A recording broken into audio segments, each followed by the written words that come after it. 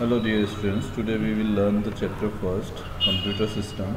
Basically it is the first chapter in your curriculum of 2019-20 and it will introduce you what is computer system. You you have knowledge about the computer system, but basically it is a just first chapter and we have to more conscious about the chapter. तो computer system basically आप जानते हो कि computer system होता क्या है. Computer system basically combination of three logical units. Three basic units are the CPU, ALU and MU.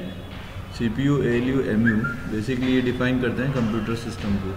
तो ये कॉन्सेप्ट हो गया कि भाई हमें कंप्यूटर सिस्टम में तीन चीज़ें पता होनी चाहिए. एक तो CPU पता होना चाहिए, एक ALU पता होना चाहिए, एक MU होना चाहिए. हम और आगे डिस्कस करेंगे, बट उससे पहले मैं थोड़ा सा जनरल ओवरव्यू दे रहा हूँ ताकि CPU, ALU, MU तीनों को अगर हम मिला दें तो ये हमारे लिए कंप्यूटर सिस्टम बन जाता है. आगे हम और पढ़ेंगे कंप्यूटर सिस्टम के बारे में कि भाई computer system means what exactly और कंप्यूटर सिस्टम किसने बनाया है. देखो, एक सबसे पहले चैप्टर में ऊपर एक टैग लाइन लिखा है कि a computer would deserve to be called intelligent if it could device a human into believing that it was human. It means ये एलन ट्यूरिंग ने अपना एक कोटेशन दिया है. उस कोट का पर्पस भी यही है कि वो आपको कंप्यूटर की बेसिकली डेफिनेशन समझा सके. वो ये बताना चाह रहे हैं कि अगर हमारे पास एक मशीन है जो ह्यूमन की तरह बिहेव करे और ह्यूमन की तरह फील दे, तो उसको हम एक कंप्यूटर और एक कंप्यूटर डिवाइस या मशीन के रूप में बोल सकते हैं. तो बेसिकली एलन ट्यूरिंग जो है वो बहुत बड़े एक साइंटिस्ट हैं जिन्होंने कंप्यूटर की इस पूरी डेवलपमेंट फेज़ में बहुत सारे अच्छे इन्वेंशंस किए हैं. तो हम आगे चलते हैं कंप्यूटर सिस्टम के बारे में ही. तो बेसिकली CPU, ALU, MU. तो उससे पहले कंप्यूटर की डेफिनेशन हमें पता होनी चाहिए. तो कंप्यूटर को हम जनरली ये बोल सकते हैं कि एक इलेक्ट्रॉनिक डिवाइस होती है जो कि प्रोग्राम्ड होती है, जिसका पर्पज़ ये होता है कि वो इनपुट या सेट ऑफ इनपुट ले, उनका प्रोसेस करे और फिर उसको आउटपुट के रूप में जनरेट कर दे. अगर इस तरीके से कोई भी मशीन वर्क कर रही है जो इनपुट ले रही है और सेट ऑफ इनपुट्स ले रही है, उसके बाद में उनको प्रोसेस करके उनका आउटपुट दे रही है और उस आउटपुट को फ्यूचर पर्पस से भी अगर वो स्टोर करके रख रही है, तो ऐसी किसी भी मशीन को हम कंप्यूटर कह सकते हैं. ये कंप्यूटर बेसिकली आज हम सब की लाइफ का एक पार्ट बना हुआ है, क्योंकि हम लोग जितने भी मशीन्स को हम यूज़ कर रहे हैं उन सारी मशीन्स में कहीं ना कहीं कंप्यूटर वाला हमें इंटरफेस देखने को मिल जाता है, या हम लोग उसको उसी पर्पज़ से यूज़ करने चाह रहे हैं. तो कंप्यूटर में बेसिकली हमने देख लिया कि हमारे पास तीन मेन ऑपरेशंस हैं. कौन से तीन मेन ऑपरेशंस हैं? इनपुट, प्रोसेस और output. And fourth is the storage. तो कंप्यूटर जो मैंने अभी बेसिक कॉन्सेप्ट बताए थे वो तीनों कॉन्सेप्ट इसमें फुलफिल हो रहे हैं, जैसे CPU, MU और ALU. CPU का पर्पज़ यही है कि सेंट्रल प्रोसेसिंग यूनिट है. It takes input, it generates output and it will do the activity of process in meanwhile. तो CPU बेसिकली एक पूरा हार्डवेयर स्ट्रक्चर हो जाता है जो कि इनपुट और आउटपुट कनेक्टिविटी को देखता है, उन डिवाइसेस को अपने में इनेबल करता है ताकि यूज़र इनपुट दे सके. प्रोसेस के लिए हमारे पास जो यूनिट लगी हुई है उसको हम बोलते हैं ALU. बेसिकली वो कहलाती है अर्थमेटिक लॉजिक यूनिट. ALU का काम है कि what ever the input is incoming, जो भी इनपुट हमारे पास आ रहा है उस इनपुट को लेना, उसके लिए आइडेंटिफाई ऑपरेशंस को प्रिपेयर करना और वो ऑपरेशंस एग्जीक्यूट करवाना, उसको हम बोलेंगे ALU. तो ALU बेसिकली हर इनपुट के लिए अपना एक प्रोसेस, अपना एक ऑपरेशन जनरेट करेगी, अपना एक कमांड जनरेट करेगी. वो कमांड ऑपरेशंस इनपुट पे डिपेंड करता है. जो भी इनपुट आएगा उसके लिए कमांड को फायर करना, उसका प्रोसेस बनाना, उसका ऑपरेशन बनाना, वो हमारे लिए प्रोसेसिंग पार्ट कहलाएगा. तो प्रोसेसिंग पार्ट जो भी है वो हम ALU से करते हैं, इसीलिए हम उसको बोलते हैं अर्थमेटिक लॉजिक यूनिट. रेस्ट जो MU पार्ट बच गया वो MU पार्ट कहलाता है मेमोरी यूनिट. मेमोरी यूनिट का मतलब होता है कि जो भी हम ऑपरेशंस परफॉर्म कर रहे हैं वो ऑपरेशंस तभी परफॉर्म किए जा सकते हैं जब वो कहीं ना कहीं स्टोरेज प्लेस पे या कहीं ना कहीं स्पेस ले ऑपरेशन परफॉर्म होने के लिए. फॉर एन एग्जांपल, कि जब भी आप कोई गेम खेलते हैं तो गेम खेलते वक्त आपको कोई ना कोई इनपुट मिलता है. उस इनपुट के लिए आप अपना माइंड, अपना लॉजिक, अपनी टेक्निक अप्लाई करते हैं. उस टेक्निक के ड्यूरेशन में आप अपनी विनिंग सिचुएशन में आते हैं. पर उस टेक्निक को अप्लाई करने के लिए पहले से वो टेक्निक आपके माइंड में फीड की हुई है या आपको उसकी ट्रिक पता है और उसको आप उसी तरीके से अप्लाई करते हो. तो सेम इसी तरीके से ये मशीन काम करती है. इस मशीन में क्या है कि सबसे पहले आपने इनपुट दिया, तो CPU ने इनपुट डिवाइसेस से अपना इनपुट लिया. इनपुट लेने के बाद में उसने उसको प्रोसेस करने के लिए जो ALU को दिया, ALU ने उसके लिए कमांड्स को एग्जीक्यूट किया. कमांड जैसे ही एग्जीक्यूट होंगे तो उस पेज के बीच में जो उस ऑपरेशन को रन होने के लिए जो मेमोरी स्पेस चाहिएगा वो कहीं ना कहीं वो मेमोरी स्पेस लेगा।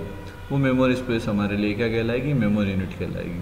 और जब ये मेमोरी यूनिट से ऑपरेशंस परफॉर्म हो जाएंगे तो उस ऑपरेशन को फ्यूचर पर्पज से स्टोर भी किया जाएगा और उसका एक आउटपुट आपके सामने आउटपुट के रूप में जनरेट किया जाएगा। तो बेसिकली ये 3 मेन कंपोनेंट है किसी भी कंप्यूटर के लिए, कि कंप्यूटर जो रन होगा उसके लिए इनपुट भी होना चाहिए, आउटपुट भी होना चाहिए और प्रोसेस भी होना चाहिए। और ये इनपुट आउटपुट प्रोसेस मॉडल जो वर्क करेगा वो इन तीनों मेन कंपोनेंट से बनेगा। तो a computer machine consist 3 main components just like of CPU, ALU और MU। ये तीनों अगर आपस में कनेक्टेड हैं तो हम we can say that it is a computer. आपने कंप्यूटर के बहुत सारे फेजेस देखे हैं, जस्ट लाइक ऑफ आपने PC देखा है, आपने लैपटॉप देखा है और आपने टैबलेट देखा है, स्मार्टफोन देखा है। ये सारी डिवाइसेस आजकल कंप्यूटर डिवाइसेस के रूप में काउंट की जाती हैं। वैसे बेसिकली कंप्यूटर का जो इन्वेंशन हुआ था वो एक सिंपल से कैलकुलेटर के थ्रू हुआ था। मतलब एक कैलकुलेटर से बनकर आज तक जो हम यूज़ कर रहे हैं वो सारी डिवाइसेस हमारे कैलकुलेटिंग पार्ट पे आती है। इसीलिए कंप्यूटर का मेन यही होता है, कंप्यूट्स फर्स्ट। कंप्यूट्स फर्स्ट का मतलब it is just a calculating type of devices. तो वी आर गोइंग अहेड और we learn about the computer more, कि कंप्यूटर का इन्वेंशन कब हुआ, कंप्यूटर को इन्वेंट करने वाले कौन कौन लोग थे। तो वी अंडरस्टूड इट नाउ ना। ओके, तो कंप्यूटर के मेन 3 पार्ट कौन से हैं? CPU, ALU और MU। ओके, इन तीनों पार्ट के अलावा जो हमें इनपुट लेना होता है उनको हम इनपुट डिवाइसेस कहते हैं, और जिनसे हमें आउटपुट जनरेट होता है उनको आउटपुट डिवाइसेस कहते हैं। इनपुट डिवाइसेस के लिए हमारे पास such like of keyboards, mouse, scanner, touch screens, these are the input devices by which we can take input and get the operations from the user. Same, जब भी input लिया जाएगा तो उस पर कोई ना कोई ऑपरेशन परफॉर्म किया जाएगा, और जब किसी ऑपरेशन को परफॉर्म करने के बाद अगर हमें आउटपुट चाहिएगा तो उसके लिए हमें आउटपुट डिवाइसेस भी चाहिएगी। तो आउटपुट डिवाइसेस में हमारे पास कौन से हो सकते हैं? Most commonly things just like of display monitor जो आपका LED होता है, इसी तरीके से स्पीकर, अगर हमें हार्ड कॉपी में चाहिए तो प्रिंटर हो सकते हैं। This kind of devices is called output devices. आओ अब हम जानते हैं कि कंप्यूटर का एवोल्यूशन कब से हुआ, कंप्यूटर कब से स्टार्ट हुआ। तो कंप्यूटर बेसिकली जो सबसे पहले स्टार्ट हुआ उसका स्ट्रक्चर क्या था, उसको बनाने वाले कौन थे। तो सबसे पहले कंप्यूटर जो बना उसका जो आर्किटेक्चर बनाया गया वो वॉन न्यूमैन आर्किटेक्चर के नाम से शो हुआ। वॉन न्यूमैन आर्किटेक्चर क्या था? जो आप सामने देख रहे हैं फिगर आउट, ये वॉन न्यूमैन आर्किटेक्चर था।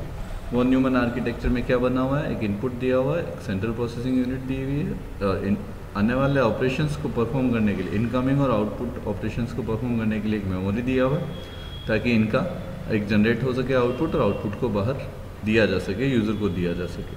तो सबसे पहले जो जॉन वॉन न्यूमैन आर्किटेक्चर था उसका जो सबसे पहला एग्जांपल था वो ENIAC था। ENIAC means electronic numerical integrator and computer, इसको हमने ENIAC बोला। ये बेसिकली फर्स्ट प्रोग्रामेबल कंप्यूटर बनाया था वॉन न्यूमैन आर्किटेक्चर। हालांकि कंप्यूटर की कहानी और जनरेशन बहुत लंबी है, तो हम उसी तरीके से आगे बढ़ते हैं। सबसे पहले 1970 में जो कंप्यूटर आए थे वो LSI मॉडल पे थे। LSI का मतलब होता है लार्ज स्केल ऑफ इंटीग्रेशन। चलो इसको हम बाद में समझते हैं। सबसे पहले देखते हैं कंप्यूटर के एवोल्यूशन की टाइमलाइन क्या है, क्योंकि अगर हमें ये टाइमलाइन समझ में आ जाएगी तो हमें कंप्यूटर की सारी जनरेशन समझ में आ जाएगी। क्योंकि राइट नाउ हम कंप्यूटर की जो फेज़ देख रहे हैं वो हमारे पास फेज़ कौन सी है? हमारे पास फेज़ है उसकी 7th i7 जो प्रोसेस चल रहा है वो हमारी 7th फेज़ है। तो इसी तरीके से आगे और आती जाएंगी। तो इन फेजेज़ में क्या डिफरेंस है, तो ये हम जनरेशन को समझेंगे तभी हमें समझ में आएगा। तो look the timeline of computer here 500 BC, मतलब 500 BC से कंप्यूटर का इन्वेंशन शुरू हो चुका था। सबसे पहले जो कंप्यूटर जनरेट हुआ था उसको हमने एक अबेकस के रूप में जाना था। अबेकस जो था वो एक कंप्यूटिंग डिवाइस था, मतलब it is just like of calculating machine. ये एक मैकेनिकल डिवाइस थी जो केवल और केवल सिंपल अर्थमेटिक कैलकुलेशन के लिए यूज़ की जाती थी। तो कंप्यूटर की कहानी 500 BC से स्टार्ट होती है और जो आगे बढ़ती जा रही है और राइट नाउ अभी के पेज में भी चल रही है। तो 500 BC के बाद जो नेक्स्ट कंप्यूटर या नेक्स्ट इन्वेंशन जो कंप्यूटर के लिए बहुत ही ज़्यादा इंपॉर्टेंट था वो था pascal line. Pascal line basically bleach pascal नाम के एक साइंटिस्ट ने इन्वेंट किया था। जिस तरीके से आपने 500 BC में देखा हुआ एक अर्थमेटिक कैलकुलेशन मशीन थी, ब्लीच पास्कल एक मैकेनिकल कैलकुलेटर मशीन था। इसको पास्कल कैलकुलेटर के नाम से भी जाना जाता था, जो पास्कल लाइन एडिशन सब्सट्रैक्शन को करने में कैलकुलेशन करने में एक इम्पोर्टेंट रोल प्ले कर रहा था। जिसका इन्वेंशन 1642 में हुआ था। इसी तरीके से नेक्स्ट जो मशीन आई उसको हमने एनालिटिक इंजन बोला, ठीक है। एनालिटिक इंजन 1834 में आया, जिसको चार्ल्स बेबेज ने बनाया। चार्ल्स बेबेज ने जब एनालिटिक इंजन बनाया तो अभी समझ लो कि चार्ल्स बेबेज के बाद जितने भी हमारे इन्वेंशन हुए वो सारे हमारे कंप्यूटर के बहुत ही ज़्यादा रोल मॉडल्स इन्वेंशंस थे, क्योंकि इनके बाद में हमारी सारी मशीन्स कंप्यूटर के रूप में जनरेट होना शुरू हो गई और हम लोगों ने उस पर काम करना शुरू कर दिया। तो 1642 के बाद जो मशीन आई वो एनालिटिक इंजन कहलाई, जिसका इन्वेंशन चार्ल्स बेबेज ने किया था। ये एक मैकेनिकल कंप्यूटिंग डिवाइस थी जो इनपुट और प्रोसेस और स्टोरेज तीनों पे वर्क कर रही थी और आउटपुट जनरेट कर रही थी। इसीलिए हमने इसको मॉडर्न एज का कंप्यूटर माना और चार्ल्स बेबेज को हम फादर ऑफ कंप्यूटर के रूप में जानते हैं। इसके बाद में जो मशीन आई वो 1890 में आई, टेबुलेटिंग मशीन आई। टेबुलेटिंग मशीन हरमन होलरिथ ने बनाया, ठीक है। ये टेबुलेटिंग मशीन जो डेटा हम स्टोर कर रहे हैं उनको पंच कार्ड के रूप में स्टोर करा करती है और उसको रिजल्ट के रूप में भी शो करती है। ये फर्स्ट स्टेप टूवर्ड्स प्रोग्रामिंग था, मतलब प्रोग्रामिंग कंप्यूटर जो बना रहे हैं उसके लिए फर्स्ट स्टेप था ये। उसके बाद में जो लेटेस्ट कंप्यूटर हमारे पास आया वो एलन ट्यूरिंग ने बनाया, उसका नाम भी ट्यूरिंग मशीन रखा गया। ट्यूरिंग मशीन जो था वो basically general purpose programmable machine थी जो कैपेबल थी किसी भी तरह की प्रॉब्लम को सॉल्व करना और एग्जीक्यूट करने के लिए, तथा वो स्टोर कार्ड के रूप में डेटा को भी स्टोर किया करती थी। 1937 से ये कंप्यूटर ऑलमोस्ट सबके लिए अवेलेबल होना शुरू हुआ, मशीन्स का प्रोडक्शन बढ़ने लगा। तो 1937 के बाद में 1947 में जॉन वॉन न्यूमैन ने अपना एक कंप्यूटर इंसेट डेवलप किया जो हमने ऊपर पढ़ा अभी, ठीक है। Electronic and numerical advance computing device ENIAC और एडवेक, ये दोनों ही कंप्यूटर जॉन वॉन न्यूमैन ने बनाए। तो जॉन वॉन न्यूमैन की मशीन के बाद से कंप्यूटर में एक अपने आप में एक नया रिवोल्यूशन आ गया और बहुत सारी डिवाइसेस बनने लग गई। तो एडवेक और ENIAC हमारे लिए सबसे पहले दो कंप्यूटर हैं जो जॉन वॉन न्यूमैन ने बनाए। इसके बाद में क्या हुआ कि जो मशीन्स हम बना रहे हैं ये मशीन्स बहुत बड़ी मशीन्स हुआ करती थी, क्योंकि इस समय तक हम इनमें जो यूज़ किया करते थे वो सारी वैक्यूम ट्यूब्स यूज़ किया करते थे। मतलब एक कंप्यूटर का आप आकार मान सकते हो एक बड़े कमरे की तरह हुआ करता था, जिसमें नंबर ऑफ वैक्यूम ट्यूब्स के अंदर हम मेमोरी को डेटा को इनपुट और आउटपुट के रूप में कैरी करते थे और स्टोरेज कराते थे। बट जैसे जैसे डेवलपमेंट हुआ टेक्नोलॉजी चेंज हुई। हमने 1945 के बाद में उस टेक्नोलॉजी को 1947 में ट्रांजिस्टर्स के रूप में यूज़ किया। ट्रांजिस्टर बेसिकली छोटे छोटे सर्किट आर्किटेक्चर बनाए गए, वैक्यूम ट्यूब्स को रिप्लेस करके ट्रांजिस्टर हमने यूज़ किया और ट्रांजिस्टर यूज़ करने के बाद में कंप्यूटर का आकार भी छोटा हो गया। हालांकि इतना छोटा भी नहीं हो गया, बट हाँ एक वैक्यूम ट्यूब जो एक बड़े कंप्यूटर जो बड़े रूम के तरह थे उनको छोटे रूप में रिप्रेजेंट किया गया। तो 1947 से हमारे पास एक छोटे कॉम्पैक्ट कंप्यूटर के रूप में इनोवेशन हमारे लिए तैयार हो गया। और नाउ डेज जो आप यूज़ कर रहे हो, आप देख रहे हो कितनी कॉम्पैक्ट डिवाइसेस हैं, मतलब हैंड हेल्ड डिवाइसेस भी हम उनको बोल रहे हैं आज की तारीख में। तो वो इसी वजह से हुई। तो 1947 में हमने ट्रांजिस्टर्स यूज़ किए, वैक्यूम ट्यूब्स को रिप्लेस कर दिया गया।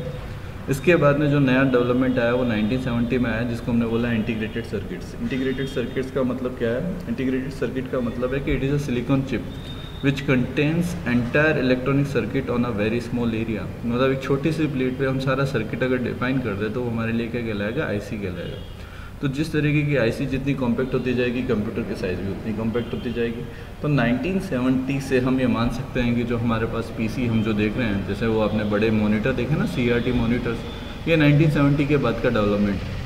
तो आईसी आया, आईसी के बाद में जो डेवलपमेंट शुरू हुआ उसको हमने LSI बोला, जिसको हम बोलते हैं लार्ज स्केल इंटीग्रेशन। उसके बाद में हमने उसको बोला VLSI, जिसको हमने बोला very large scale integration.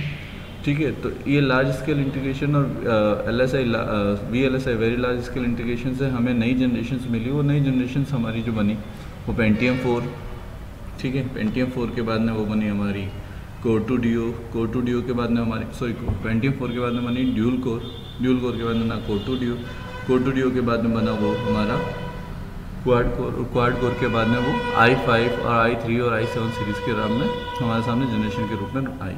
Basically ये जो आईसीज बनी, ये आईसी का पर्पस क्या था? आईसी का पर्पस था कि एक सिंगल चिप पूरी एक है जिसके ऊपर हमने सारे के सारे सर्किट्स को इंटीग्रेटेड कर दिया।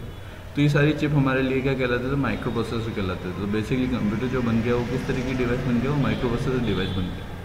ये micro processor device number of transistors को असेंबल करता है और उनको रन करने में मदद करता है, जिससे कि स्मॉल चिप आपको एक exactly number of operation perform करने के लिए इनेबल कर दी जाती है और आप कंप्यूटर पर number of operation at A time कर सकते हैं। ये हमारे लिए कहलाती है कंप्यूटर।